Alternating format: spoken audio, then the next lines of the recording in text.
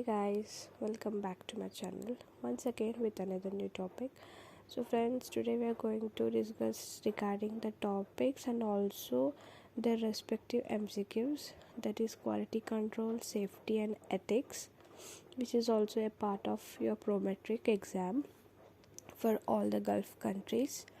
So, firstly, I would like to give you an introduction and a brief explanation of quality controls and their types, errors in the labs, what kind of errors, and also on the safety and all these things. Next, we are going to discuss the same MCQs on that same topic. Okay, friends. So before starting the video, I would like to request you to please like, share and subscribe to my channel. Keep supporting me and let's get started to our today's video. Thank you. So friends, let's start with quality control. What do you mean by quality control? Quality control is one of the most important impacts on laboratory testing. It ensures both precision and accuracy of a patient sample result and reduce the risk of errors. What do you mean by quality control? Actually, it is one of the major important part which plays a major important part in our lab, because it gives the quality, that is which we are providing the patient's report, right, with an accuracy and precision. What do you mean by accuracy and precision? Accuracy is nothing but the closeness of the values and the results which we are providing to the patient sample, and precision is nothing but the exactness, you can say it as exactness. So these two terms are very important in the quality control, right? So quality control plays a major role in our lab. Next, coming to the types of quality control. Types of quality controls are of two types, that is internal quality control and external quality control. Coming to internal quality control, it always ensures the personal instrumentation, documentations, control and reagents, etc. That is, now you can see that in our labs daily we are maintenance we are giving to the machine, controls we are giving to the machines, right? These are all include the internal quality to our instrumentations. Coming to external quality, ensures the lab's SOP, that is standard operating procedure, that so and so lab is always maintaining the SOPs, that is standard operating procedures or not. So these are all come under external quality control, working in a satisfactory up to a standard given to NABL guidelines and ISO guidelines we have to follow. If the lab is providing that, we can say it as it is maintaining its external quality control. And coming to internal quality control, that means daily our maintenance to our instrumentation, control, standards, reagents and all which we are giving to our machines, that is instrumentations. It may be fully automated or semi-automated machines. This comes under internal quality control. Okay friends, so this is about quality control. Next, coming to errors in the lab. What do you mean by errors? Errors, synonym you can say as a mistakes which we are doing. Okay, laboratory errors are defined as any defect from ordering, testing to reporting and interpretation of the results. Actually, errors will arise from the first thing, that is when we are collecting the sample, when we are consulting with the patient. From there, if we are making the mistakes, there the errors will be arise, right? So there are types of errors in the labs, that is pre-analytical errors, analytical errors and post-analytical errors. So these are three types of errors in the lab. What do you mean by pre-analytical errors? They occur prior to testing process. Before testing the process, they occur, just like example, no patient identification, no test tube labeling, wrong test tube taken for sample collection, hemolyzed samples. These are all pre-analytical, that nothing but before testing we are getting these types of errors, right? Analytical errors mostly occurs in the lab. Example, equipment malfunction, SOP not followed, that is standard operating procedure is not followed. There we are getting a wrong report. So this is the analytical error. Coming to post analytical error, mostly occurs before the release of the report. Post, that is failure to report test, report missing, delay in reporting and incorrect calculations. These occur in the post analytical errors. So these are the kinds of errors we are getting in a lab. Next, moving to our biosafety topic. What do you mean by biosafety? Actually, when we are facing the patient, we have to always be conscious that we should be in a safety right? We have to wear our universal precaution. What do you mean by universal precautions? Are nothing but every lab technician or lab technologist should wear their universal precautions, should take their universal precautions such as gloves, mask, apron and eye protective wear या फिर face shields. These are the universal and the basic precaution when that should be taken by a lab technologist when facing to the patient. Now we are having different kinds of levels of biosafety levels. That is, there are 4 types of biosafety levels: biosafety level 1, biosafety level 2, biosafety level 3 and biosafety level 4. So here in biosafety level 1, you're having a low risk. That is, in biosafety level 1 you'll be facing non-pathogenic strains. Coming to biosafety level 2, there also will be having non-pathogenic strains. When coming to biosafety level 3 and 4, they are at a high risk actually. So when you are going for these biosafety levels, you have to go in a proper protection manner, just like wearing a fully apron, face shield, goggles, gloves. These are all should be included in biosafety level 3 and biosafety level 4. Biosafety level 4 is the highest risk microbes, just like Marburg viruses, and biosafety level 3 you'll going to face Mycobacterium tuberculosis, this one bacteria also. So as you go into the depth, you'll be facing a high risk of infections in your biosafety levels. 1 and 2 are non-pathogenics, but 3 and 4 are at a high risk of causing infection. So these are the biosafety precautions you have to be taken. These are the lab's basic ethics, friends. You have to know that these are the basic ethics in the lab, and quality control is one of the most important. Next coming to errors, and next coming to this one, biosafety. These are all the basic ethic your lab operations also. Next, moving to our important kits in the laboratory. If you're having a lab, then you have to maintain a special kits, just like spill kit, eye wash, first aid box, and that is biomedical waste management. These are all the important one. As you all know that spill kit, when we are going to use, when we are having a spillage kind of anything, we are having a spillage just like blood spillage or something like that, there you have to maintain that kit. That kit contain gloves, mask, disposable aprons.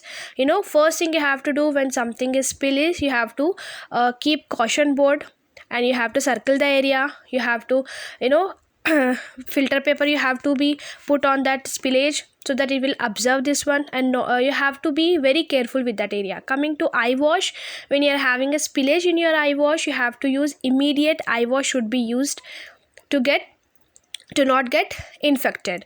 Next, coming to first aid box, any of the lab technician or any technician get injured, so here injured or anyone having a fever or something like that, then you have to maintain a first aid box in your lab. Next, coming to biomedical waste management, that is very important one, that you have to use this one colored dustbins, that is yellow, red, green, for all the different type of disposable wastages. So this comes under biomedical waste management. Every standard lab has to maintain these important kits, that is spill kit, eye wash, first aid box, and biomedical waste management. These are the basic ethics in your lab that has to be maintained in a properly manner to ensure both their safety for technician and technologist, and also for the patient who are arriving to your lab. So this is the basic ethics you have to be known. And one more thing, that your lab has to be in a very good ventilation must be also very good,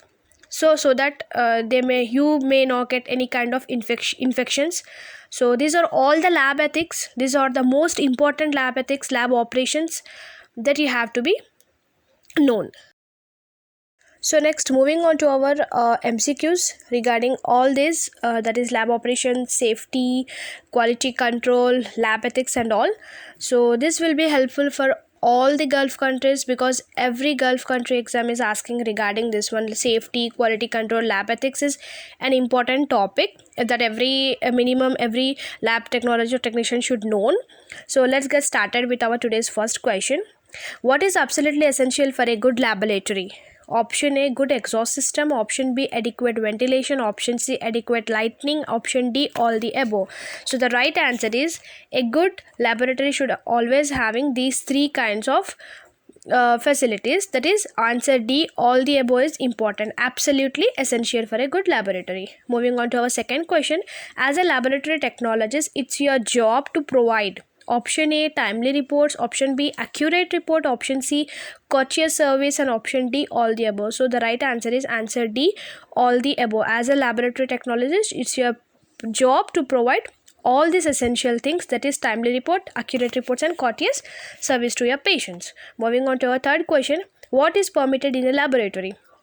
Option A, smoking. Option B, open or naked flames. Option C, eating food on workbenches. Option D, none of the above. So the right answer is none of the above. No eatable, no smoking, and no eating food on your work benches is allowed in your laboratory. Moving on to our fourth question. Regarding chemicals in a laboratory, the following should be avoided. Option A, label all bottles. Option B, display the warning charts. Option C, dangerous spillage chemical should be kept at the top.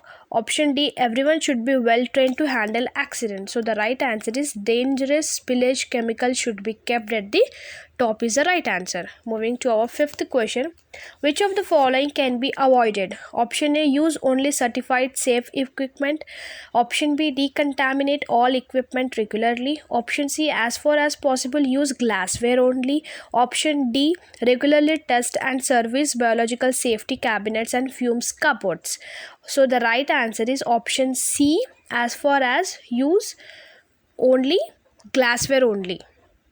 So the glasswares which we are using in our labs, they are made up of borosilicate glasses. So it's better to use maximum glasswares only. Moving to our sixth question. What kind of hazard exists in a lab? Option A, physical. Option B, chemical. Option C, biological. And option D, all the above. So the right answer is answer D, all the above are the kind of hazards which can be exist in our laboratory. Moving to our seventh question. Which of the following can be used for all kinds of fires? Option A, water. Option B, fire blanket. Option C, carbon dioxide fire extinguisher. And option D, halon spray. For all kinds of fire, that may be of burn fire or electric shock fire, it may be of any kind of fire, we can use option D, halon spray. Okay friends, moving to our eighth question. Needle stick risk which of the following? Option A, risk of acquiring hepatitis B from needle stick is 30%. Option B, risk of acquiring hepatitis C from needle stick is 2 to 10%. Option C, risk of acquiring HIV from a needle stick is 0.3%. And option D, all the above. So friends, the right answer is answer D, all the above. Needle stick injury is the most common injury that every lab technologist is facing now, right? So it should be avoided. To avoid this, you have to wear a proper gloves and you should never recap the needle. Okay friends, keep remember that you should never recap the needle. Because of this recapping only, most of the needle stick injuries may result. Moving to our ninth question. The laboratory first aid box must contain option A, 5% aqueous sodium carbonate. Option B, 5% acetic acid. Option C, saturated solution of boric acid in eye drop bottle. Option D, all the above. So friends, the right answer is answer D, all the above, that the first aid box should contain all of these things. Moving to our 10th question. Which of the following inflammable will get ignite even from the distance of several meters? Option A, xylene. Option B, ether. Option C, toluene. And option D, acetone. So the right answer is answer B. Ether is the one which can even cause the ignite from the several distance meter. Okay friends. So friends, our 11th question is pre-analytical variables in laboratory testing includes option A, result accuracy. Option B, report delivery to the ordering physician. Option C, test turnaround time, that is TAT. And option D, specimen acceptability. So the right answer is answer D, specimen acceptability is the pre-analytical variable in the laboratory testing. Okay friends, moving on to our 12th question. An index of precision is statistically known as option A, median. Option B, mean. Option C, standard deviation. And option D, coefficient of variation. So the right answer is answer D, coefficient of variation is the index of precision which is statistically known. Moving on to our 13th question. The term used to describe reproducibility is option A, sensitivity. Option B, specificity. Option C, accuracy. And option D, precision. So the right answer is answer D, precision is is used to describe the word reproducibility. Moving on to our 14th question, the ability of a procedure to measure only the component it claims to measure is called.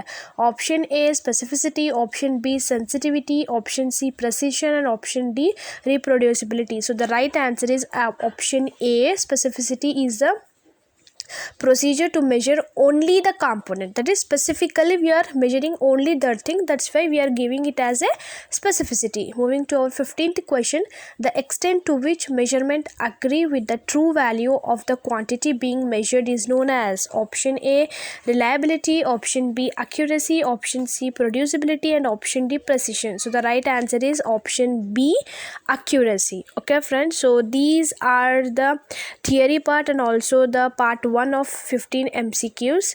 So hopefully you like it. Please like, share and subscribe to my channel. Remaining 15 MCQs we will be discussing in our second part. Thank you friends.